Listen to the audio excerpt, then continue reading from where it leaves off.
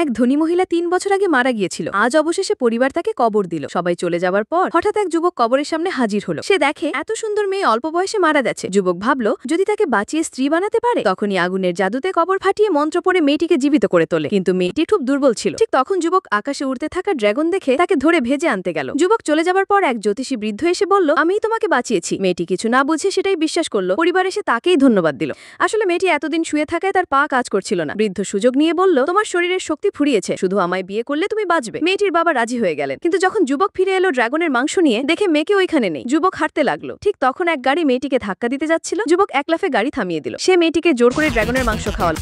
তারপর জাদুর মাধ্যমে মেয়েটিকে তার বাড়িতে নিয়ে গেল। মেয়েটি সুস্থ হয়ে দাঁড়িয়ে গেল। মেয়েটি বুঝলো আসলে যুবকে তাকে বাঁচিয়েছে, হাঁটতে শিখিয়েছে। কিন্তু পরিবার এখনো দ্বিধায়, একদিকে বৃদ্ধ আরেকদিকে যুবক। শেষে বিয়ের আয়োজন হলো। মেয়েটির সাথে প্রতারক বৃদ্ধে। মেয়েটির সামনে দুজন, একজন প্রতারক বৃদ্ধ, অন্যজন সত্যিকারের উদ্ধারকারী যুবক। মেয়েটি কি করবে বুঝতে ছিল না। ঠিক তখনই যুবক সেখানে হাজির হলো। শেষে আপনাদের কাছে প্রশ্ন রইল, আপনার মতে মেয়েটির বিয়ে কার সঙ্গে হওয়া উচিত, যুবক নাকি বৃদ্ধ?